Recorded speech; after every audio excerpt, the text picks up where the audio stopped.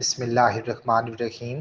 کیا آپ جانتے ہیں کہ لاہور والوں کو رنگ باز کیوں کہا جاتا ہے؟ چلیے آپ کو بتاتے ہیں۔ شہنشاہ اکبر اور شاہ جہاں کے دور میں لاہور نیل کی دنیا کا سب سے بڑی منڈی تھا۔ شہنشاہ اکبر نے لاہور کے قلعے سے ذرا فاصلے پر ہندوستان میں نیل کی پہلی منڈی قائم کی۔ یہ منڈی اکبر کے نام پر اکبری منڈی اور اس سے ملحق علاقہ رنگ محل کہلایا۔ لاہور کے مضافاتی علاقے موجودہ ساہی وال میں میلوں نیل کے پودے تھے، اسی نسبت سے اسے آج بھی نیلی بار کہتے ہیں۔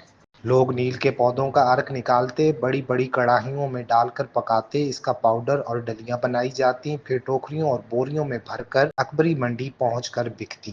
پھر یہ وہاں سے بمبئی اور کلکتہ کے فرانسیسی اور اطالوی تاجر انہیں خرید لیتے۔ بحری جہازوں میں بھر کر یہ نیل اٹلی کے ساحلی شہر جنیوا پہنچ جاتا۔ جنیوا فرانسیسی شہر نیم کے قریب تھا۔ نیم شہر ڈی نیم بھی کہلاتا ہے، جہاں ہزاروں کھڑیاں لگی تھیں۔ ان پر موٹا سوتی کپڑا بنا جاتا جو سرج کہلاتا تھا۔ کپڑا بن کر پھر جنیوا پہنچتا، جہاں گورے اس پر لاہوری نیل کا رنگ چڑھاتے، کپڑا نیلا ہو جاتا۔ پھر یہ کپڑا درزیوں کے پاس پہنچتا، درزی اس سے مزدوروں، مستریوں اور فیکٹری ورکرز کے لیے پتلونیں سیتے۔ وہ پتلونیں بعد ازاں جنیوا شہر کی وجہ سے جینز کہلانے لگیں۔ جینز پتلونیں دنیا بھر میں مشہور ہو گئیں۔ ڈینم شہر کے تاجروں نے جوش حسد میں اپنے کپڑے کو بھی ڈینم کہنا شروع کر دیا۔ ڈینیم آہستہ آہستہ ڈینم، جبکہ جینز اور ڈینم وقت گزرنے کے ساتھ ساتھ اکٹھے ہو کر ڈینم جینز بن گئے۔ جینز کے تین عناصر تھے: ڈینم کا کپڑا، لاہور کا نیل اور جنیوا کے درزی۔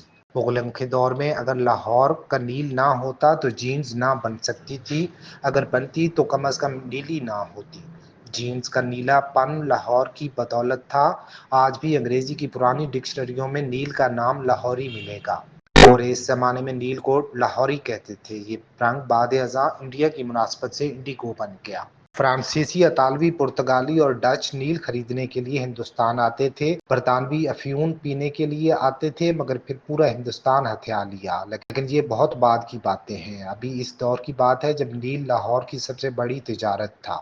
تب یہ پاک و ہند میں لاہوری یا انڈیگو کہلاتا تھا۔ یہ ہزاروں میل کا زمینی اور سمندری فاصلہ طے کر کے جنیوا پہنچتا، جینز کا حصہ بن کر ساری دنیا میں پھیل جاتا تھا۔ پھر لاہور کے نیل کو نظر لگ گئی، مغلوں نے نیل پر ٹیکس لگا دیا تو یورپ نے مصنوعی رنگ ایجاد کر لیے۔ ایسٹ انڈیا کمپنی نے فرانسیسیوں، اطالویوں اور پرتگالیوں کو مار بھگایا۔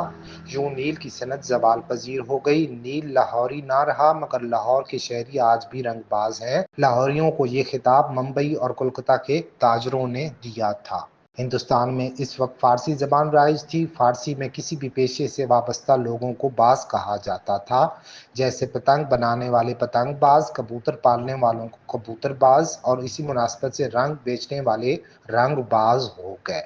چنانچہ کلکتہ اور ممبئی کے تاجر نیل کی صنعت سے وابستہ لاہوریوں کو رنگ باز کہنے لگے۔